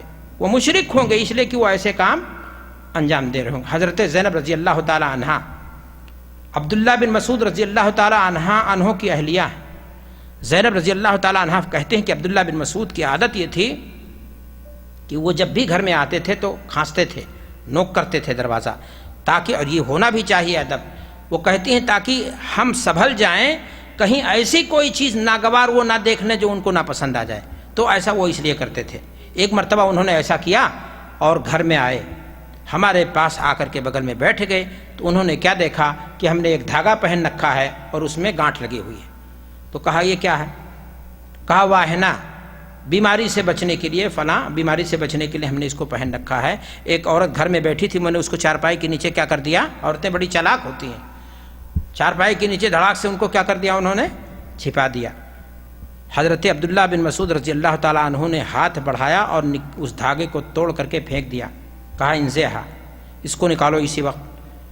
عبداللہ کا گھر شرک سے کیا ہے؟ بری ہے. حضرت عبداللہ ابن مسعود نے اس دھاگے کو، اس کے پہننے کو مشرکانہ عمل قرار دیا، شرکیہ عمل قرار دیا یا نہیں؟ اور ذرا بھی توقف کیا، اس کو توڑ دیا. یہ ہے اعتماد اللہ کی ذات پر، اور یہ ہے خرافات سے اپنے آپ کو بچانے کا، اپنے گھر کو بچانے کا طریقہ، کہ انہوں نے فوراً بی بی کے گردن سے اس چیز کو نکال کر کے، توڑ کر کے کیا کر دیا، پھینک دیا. میرے بھائی اور دوستو، افسوس کی بات ہے آج ہمارے سماج اور معاشرے کے اندر ایک چیز نہیں، ہزاروں چیزیں ہیں جو خرافات کے نام پائی جاتی ہیں. کچھ لوگ جو ہے پیتل کی منری، لوہے کی منری پہنے رہتے ہیں، رنگ، اور وہ جب اس کو پہنے رکھتے ہیں ان کو کہہ دو نکال دو اس کو، تو وہ نکالنے کو تیار نہیں ہو. ہاں بالکل نہیں. کیا ہوا؟ ابھی مصیبت آ جائے گی. اور اگر ایسا عقیدہ ہے تو یہ شرک اکبر تک پہنچ جائے گا، اس لیے کہ وہ سمجھتا ہے کہ اس کے نکلتے ہی بیماری اس پر کیا ہو جائے گی، آسیبی کیفیات اس پر کیا ہو جائیں گے، ٹوٹ پڑیں گے. اللہ کے نبی جناب محمد رسول اللہ صلی اللہ علیہ وسلم کی حدیث ہے، اللہ کے رسول صلی اللہ علیہ وسلم کے صحابی کہتے ہیں کہ ہم نے دیکھا ایک انسان کو کہ رنگ پہنے ہوئے تھا، تو اللہ کے رسول صلی اللہ علیہ وسلم نے اس کو کہا نکالو، اور اگر نہیں نکالتے ہو تو تم کو اس سے فائدہ کچھ ہونے والا نہیں ہے. تو آپ ذرا دیکھیں کہ اللہ کے نبی صلی اللہ علیہ وسلم اس طرح کی چیزوں کا کیا کر رہے ہیں، انکار کر رہے ہیں. افسوس کی بات ہے کہ ایک مسلمان جس کا عقیدہ اللہ کی ذات پر، جس کا عقیدہ ہے کہ نفع نقصان کا مالک کون ہے، اللہ تبارک و تعالیٰ ہے، بیماری اس کے حکم سے آتی ہے، شفا بھی اسی کے حکم سے ملتی ہے. آج انسان تو انسان، آج انسانوں نے جانوروں کو بھی نہیں بخشا، جانوروں کو بھی نہیں بخشا. جی ہاں، آپ دیکھیں جانوروں کو، آج ہمارے یہاں کچوے کا کھوپڑا، کس کا دھاگا اور کس کا گنڈا، اور نہ معلوم کیا کیا چیزیں ہم لوگ پہنائے رہتے ہیں. یہ سارے اعمال اگر آپ دیکھیں گے تو زمانے جاہلیت کے ہیں. حضرت رسول اکرم صلی اللہ علیہ وسلم صحابی رسول ہیں رویفہ رضی اللہ تعالیٰ عنہ. حضرت رویفہ رضی اللہ تعالیٰ عنہ کو کہتے ہیں اللہ کے رسول صلی اللہ علیہ وسلم لعل الحیات تطول بک یا رویفہ، کہ اے رویفہ تمہاری زندگی اللہ کرے دراز ہو، اور تم جب زندہ رہنا، تمہاری زندگی دراز ہوگی تو لوگوں کو خبر دے دینا کہ جس نے پرانے تانت کے دھاگے کو، جس نے کسی جانور کے گردن میں باندھا، اور یا داڑھی میں اس نے کیا لگائی، گرہ لگائی، یا استنجا برجین و عظم، یا ہڈی سے یا گوبر سے اس نے کیا کیا، استنجا کیا، فإن محمدًا بریء منہ، تو محمد صلی اللہ علیہ وسلم اس سے کیا ہیں، بری ہیں. اللہ کے نبی جناب محمد رسول اللہ صلی اللہ علیہ وسلم نے فرمایا کہ جانوروں کے گردن میں پرانے تانت کا دھاگا یہ باندھنا، یہ زمانے جاہلیت سے کس کی عادت تھی، مشرکین مکہ کی عادت تھی. آج ہمارے یہاں دیکھنے میں آتا ہے کہ ایک ڈرائیور ہے اپنے گاڑی پر لگا دے گا جوتے چپل لگا دے گا، کہے گا بری نظر والے تیرا منہ کالا، اس کا عمل کالا ہے. آج ماؤں کو دیکھ لیجئے، بچے کو ساجیں گے، نہلائیں گی، سنواریں گی، کاجل لگائیں گے، اس کے بعد اس کی ایڑی میں یا کہیں ایسے مار دیں گے ٹکا. یہ ہندوانہ رسم ہے. اللہ کے رسول صلی اللہ علیہ وسلم نے یہ طریقہ نہیں بتایا میرے بھائی. ایک عورت حضرت عائشہ صدیقہ رضی اللہ تعالیٰ عنہا کے پاس لے کر کے ایک بچے کو آئی دعا کرانے کے لیے. حضرت عائشہ صدیقہ رضی اللہ تعالیٰ عنہا نے، بچہ آدمی لیتا ہے کہ لاؤ اپنے ہاتھ میں لے لیتی ہوں، اور پھر اس کے بعد دعا کرتی ہوں. جب انہوں نے اپنے ہاتھ سے سنبھالا بچے کو، تو سنبھالنے میں چھورا اور چموٹا جو نائی وغیرہ چمڑے کا استعمال کرتے ہیں وہ گرا. تو کہا یہ کیا ہے، تکیہ کے نیچے چھپا رکھا. کہا بس ایسے رکھ رکھا ہے کہ اس کو شیطانی یا عصبی کیفیات نہ ہو. تو انہوں نے ڈانٹا. کہا اللہ کے رسول صلی اللہ علیہ وسلم اس سے کیا کرتے تھے، منع کرتے تھے. آج ہمارے یہاں جا کر کے دیکھیے, بچہ پیدا ہوا ہے, اس کے تکیے کے نیچے چمڑے کا چموٹا ڈال دیں گے کسی نائی کا, اور چھورا ڈال دیں گے, اور فلاں ڈال دیں گے, اس طرح کی چیزیں کر. یہ سارے کے سارے طریقے زمانے جاہلیت کے آج ہمارے ہندوؤں کے ہاں بھی پایا جاتا ہے, برادران وطن کے ہاں بھی پایا جاتا ہے, لیکن ایک مسلمان کے ہاں میرے بھائیوں اور دوستوں ایسا کوئی عمل نہیں ہونا چاہیے. سماج اور معاشرے کی سچائی یہ ہے کہ آج ہمارے معاشرے کا ایک بڑا طبقہ نجومیوں اور کاہنوں کے پاس بھی جاتا ہے, دست شناسوں کے پاس جاتا ہے. کتنے لوگ ہیں جو ٹیلی ویژن چینلوں پر بیٹھ کر کے کہتے ہیں ہاتھ کی لکیریں بولتی ہیں, قسمت کا پتہ دیتی ہیں, کچھ نہیں کرتی ہیں. وہ خالی دھندا کرتا ہے اور شیروانی پہن کر کے امت کو بیوقوف بنانے کا کام کرتا ہے, اپنی جیب بھرتا ہے. میرے بھائیوں اور دوستوں, اللہ کے رسول صلی اللہ علیہ وسلم کہ من اتی کاہنا او عرافا فصدقه فيما يقول فقد كفر بما انزل على محمد. جو کسی کاہن نجومی کے پاس آتا ہے, اس کی بات کو اگر وہ مان گیا تو کفر کرتا ہے. فصدقه فيما يقول فقد كفر بما انزل على محمد. اللہ کے رسول پر جو شریعت نازل ہوئی اس کا انکار ہے. یہ اگر وہ مذاق میں خالی سے ہاتھ دکھا دے تو تم تقبل له صلاۃ 40 یوما, 40 دن کی نماز اس کی کیا ہو جائے گی, ضائع ہو جائے گی. وہ نجومی, وہ کاہن, آپ جب اس کے یہاں جاتے ہیں تو آپ کا پوچھے گا کہ وہ کوئی خاص کپڑا, کوئی ناخن, وہ آپ کے فلاں کا نام کہاں ہے اور اس کا کیا ہے, اور اسی طرح سے وہ شیطانوں کے ذریعے سے جو ہے کیا کرے گا, گویا غیب کی خبر دینے کی کیا کرتا ہے, کوشش کرتا ہے. جبکہ غیب کی خبر کس کے پاس ہے, اللہ کا خاصہ ہے میرے بھائی اور دوستوں. یہ کسی کا خاصہ نہیں ہے, یہ صرف اللہ کا خاصہ ہے. اور وہ دعویٰ کرنے کی کیا کرتا ہے, کوشش کرتا ہے. لیکن ہمارے سماج اور کی سچائی ہے, ہمارے سماج میں یہ چیز کیا ہے, آج موجود ہے, اور ہمارے سماج کے اندر یہ چیزیں دیکھنے میں آتی ہیں کہ ہم اس طرح کی چیزوں میں جو ہے کیا نام ہے, ڈوبے پڑے ہوئے ہیں. میرے بھائی اور دوستوں, ایک صحابی تھے, بیمار ہو گئے. ان کی زیارت کے لیے لوگ آئے, کہا کہ آپ کو یہ بیماری ہے. غالباً ان کو جو ہے چیچک کے انداز کی بیماری تھی, ان کو بخار شدید تھا. تو کہا کہ آپ روئی کوئی دھاگا, آپ کوئی چیز آپ کیوں نہیں پہن لیتے ہیں. تو انہوں نے کہا کہ الموت اقرب, موت میرے سامنے کھڑی ہے اور تم کہتے ہو میں کوئی دھاگا کیوں نہ پہن لوں. اللہ کے نبی صلی اللہ علیہ وسلم نے فرمایا ہے کہ جس نے کوئی دھاگا پہنا اور جس نے کوئی اس طرح کی چیز پہنچی, اس کا اعتماد اسی پر کیا جا کر کے کیا ہو جاتا ہے. میرے بھائی اور دوستوں, میں کہتا ہوں کہ آپ کو کوئی چیز سمجھ میں آئے یا نہ آئے, لیکن ایک ایسا شخص جو اس طرح کی چیزوں کو باندھتا ہے, اس طرح کی چیزوں کو پہنتا ہے, اس طرح کی چیزوں کو اپناتا ہے, اپنی عملی زندگی میں جگہ دیتا ہے, اس پر کسی طرح کا اس کا ایمان آتا ہے, ایسا شخص اللہ کے نبی صلی اللہ علیہ وسلم کی بد دعا کا کیا ہے, مستحق بن جاتا ہے. اللہ کے رسول صلی اللہ علیہ وسلم نے ایسے انسان کے حق میں بد دعا فرمائی ہے جس نے کوئی چیز کیا کیا, لٹکایا, کوئی چیز پہنی. ہمارے سماج اور معاشرے کی سچائی یہ ہے کہ آج تعویذ کا دھندا بڑے پیمانے پر بڑے بڑے مدرسے کے, جیسا کہ میں نے کہا شیخ الحدیث ہیں جو انجام دیتے ہیں. اور جب ان سے کہا جائے کہ یہ کیا چیز ہے تو کہتے نہیں وہ فلاں چیز ناجائز, وہ فلاں چیز ناجائز ہے, فلاں چیز ناجائز ہے, لیکن یہ تعویذ ہے اور ہم نے اس کو قرآن آیات سے لکھ رکھا ہے.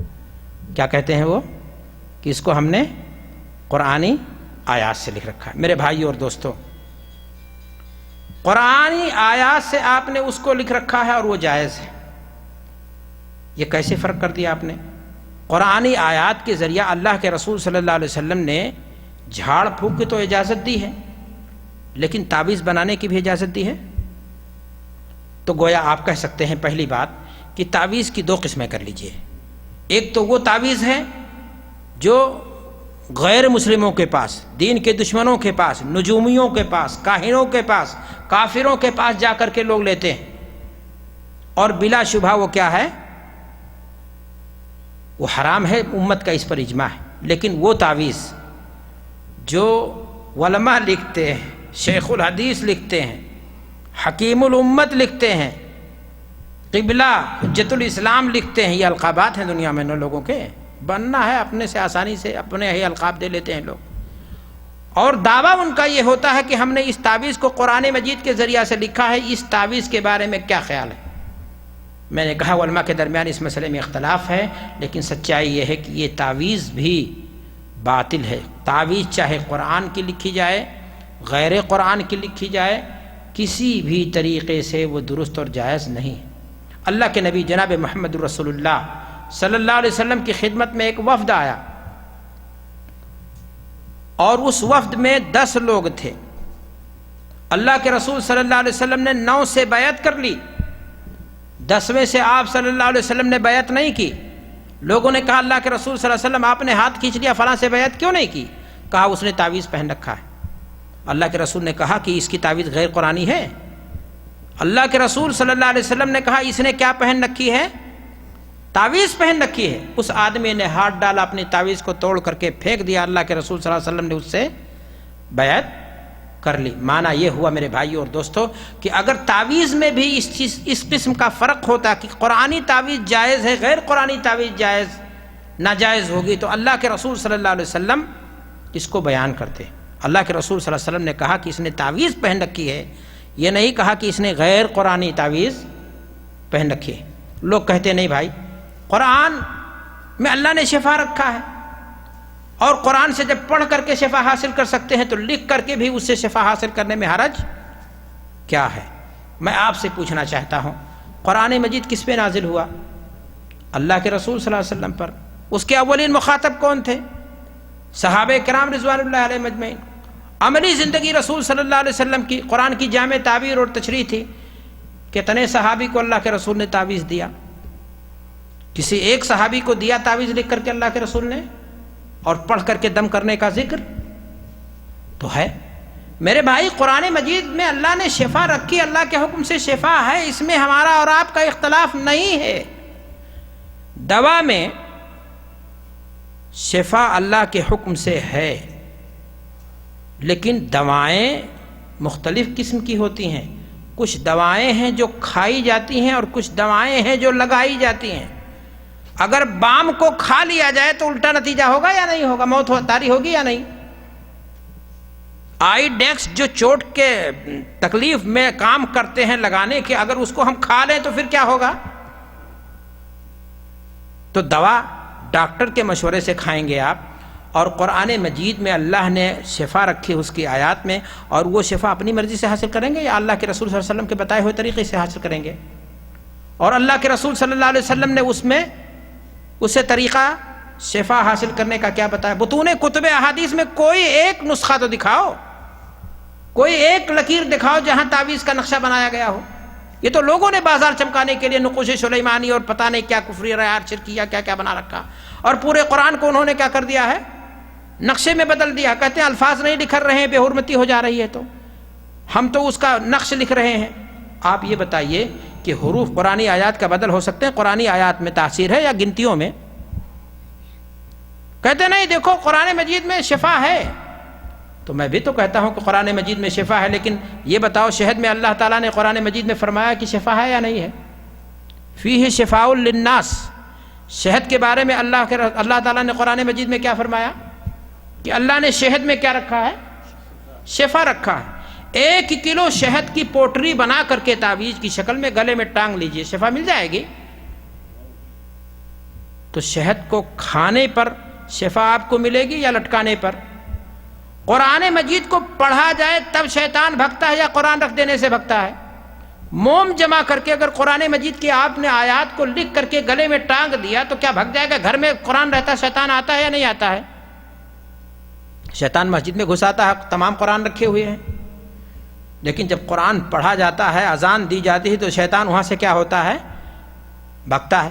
میرے بھائی اور دوستو قرآن مجید کے نزول کا یہ مقصد نہیں تھا کہ اس کو موم جمع کر کے اس کو کیا بنا لیا جائے؟ تعویذ کی شکل دے لی جائے. اور تعویذ کی جب شکل آپ دے لو گے اللہ کے بندو، تو یہ تو بتاؤ کہ یہ ہاتھ میں کس صحابی نے باندھا تھا، کمر میں کس صحابی نے باندھا تھا، گردن میں کس صحابی نے اسے ٹانگا تھا، اپنی ران میں کس صحابی نے باندھا تھا؟ یہ کہاں سے یہ فلسفے طریقے نکل آئے؟ کس نے بتایا؟ کس نے ان چیزوں کی گنجائش پیدا کر دی؟ کہاں سے یہ چیزیں حلال ہو گئیں؟ اور پھر یہ بتائیے کہ اگر آپ کے کہنے کے مطابق واقعی معنی میں آپ نے اس میں قرآن لکھا ہے، تو کیا اس کی وہی جگہ ہے کہ عورت مہینے سے گزر رہی اس کی کمر میں وہ تعویذ باندھ دی جائے؟ آپ سوئے ہوئے ہیں، تعویذ آپ کے گلے میں ہے، اور آپ کے سونے کے بعد وہ تعویذ آپ کس طرح سے اس کی بے حرمتی کر رہے ہیں؟ آپ پہنے ہیں، آپ جو ہے حمام میں جاتے ہیں، کیا وہی اس قرآن مجید کی آیت کی جگہ ہے؟ میرے بھائیو اور دوستو یہ یقینی بات ہے کہ لوگوں نے قرآن کی تعویذ کے نام پر لوگوں نے اپنے دھندے کو چمکانے کی کوشش کی. شریعت میں اس کی بھی کوئی گنجائش نہیں ہے۔ بہت سارے اشکالات ان لوگوں کے ہاں ہیں جو بیان کرنے کی کوشش کرتے ہیں، جیسا کہ میں نے ایک بات کہی کہ یہ کہتے ہیں کہ قرآن مجید میں اللہ نے شفا رکھی ہے، اور میں نے بتایا کہ شفا رکھی ہے، اس میں ہمارا اور آپ کا کوئی اختلاف نہیں ہے، لیکن شفا قرآن مجید کی آیات سے حاصل کرنے کا طریقہ نبی کریم صلی اللہ علیہ وسلم نے اور آپ کے صحابہ نے جو بیان کیا ہے وہ یہ نہیں ہے۔ تو شفا کا طریقہ کیسے حاصل کیا جائے؟ دوا ڈاکٹر کے مشورے سے کھائی جاتی ہے، اپنے مرضی سے جو دوا کھائے گا اس کو ریئیکشن کر جائے گی دوا۔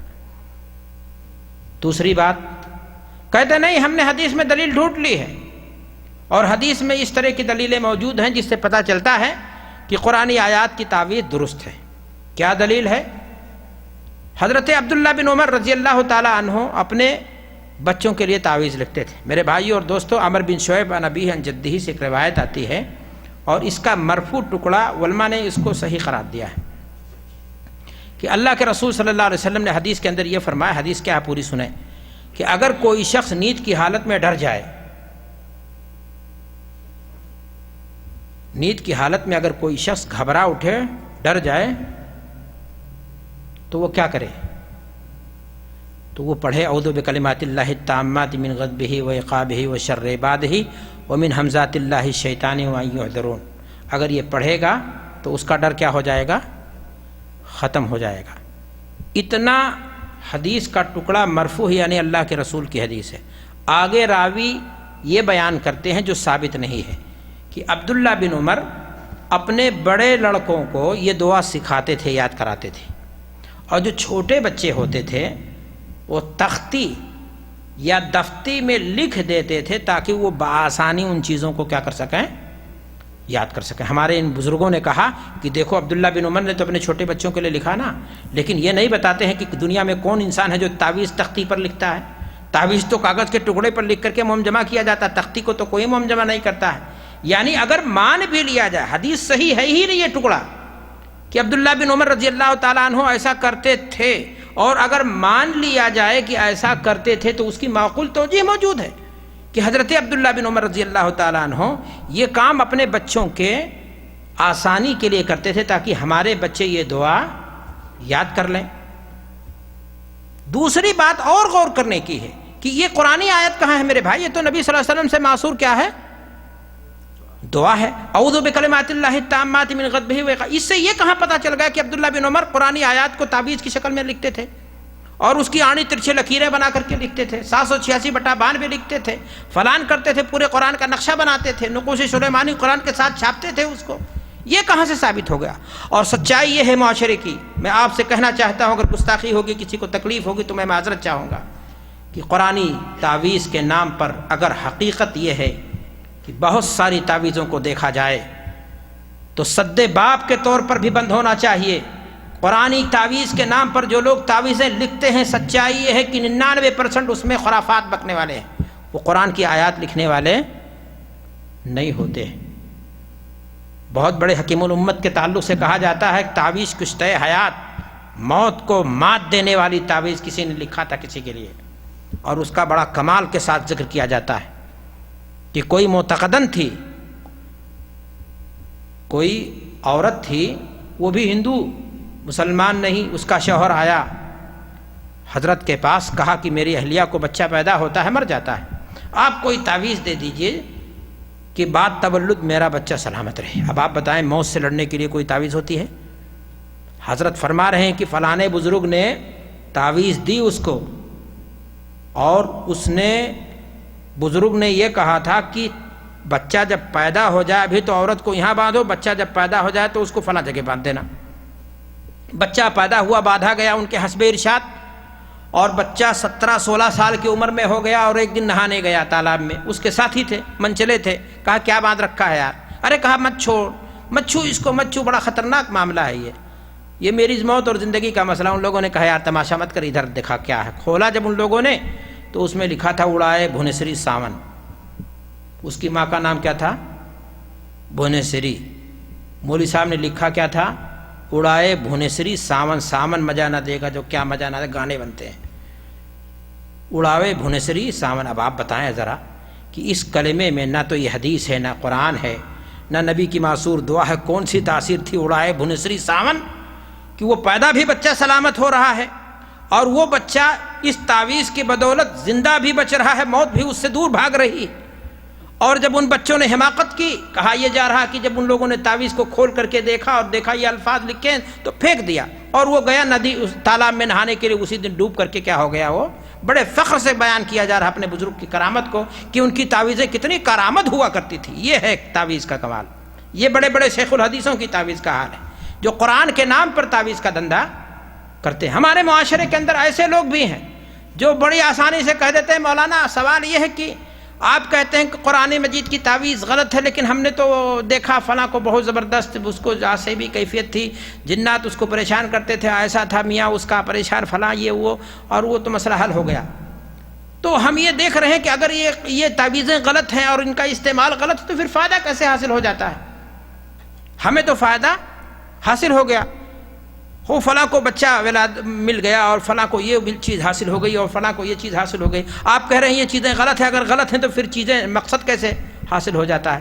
میرے بھائی اور دوستو، اصول فقہ کا ایک قاعدہ بیان کر دیتا ہوں، 2 منٹ اور لوں گا صاحب۔ اصول فقہ کا ایک قاعدہ بیان کر دیتا ہوں، الغایہ لا تبرر الاصول۔ مقصد کے حاصل ہو جانے سے وہ چیز صحیح ثابت ہو جائے کہ یہ چیز جو آپ کہہ رہے ہیں کہ میرا مقصد تو حاصل ہوگا، اس ناطے یہ چیز کیا ہے، درست ہے، یہ قاعدہ درست نہیں ہے میرے بھائی۔ اگر آپ یہی کہو گے تو ہندو اپنے دیوی دیوتاؤں کے اوپر جا کر کے وہ پتھر پر جا کر کے دودھ چڑھاتا ہے اور وہ کہتا ہمارا مقصد کیا ہو گیا، حاصل ہو گیا۔ وہ شیو کے لنگ کی جا کر کے پوجا کرتا ہے، اس کے ارد گرد اپنی جوان بیٹی کو جس کی کوکھ ہری نہیں ہوتی ہے، اس کا عقیدہ ہے کہ اگر وہ وہاں چکر کاٹے اس انداز سے، وہ ننگا بابا کے سامنے جا کر کے ہاتھ جوڑتی ہے، اس کی شرمگاہ پر دودھ چڑھاتی ہے یا کیا کرتی ہے، خرافات، اور وہ کہتی ہے کہ ہمارا مقصد کیا ہو گیا، حاصل ہو گیا۔ تو اس کا بھی اگر مقصد حاصل ہو جاتا تو وہ کہے کہ ہمارا دین ہمارا دھرم یہ درست ہے۔ سوال اس بات کا نہیں کہ آپ کا مقصد حاصل ہو گیا جو آپ چاہ رہے تھے، سوال یہ ہے کہ جو کام آپ کر رہے ہو کتاب کی کسوٹی پر، وہ معیار پر وہ صحیح ہے یا نہیں ہے۔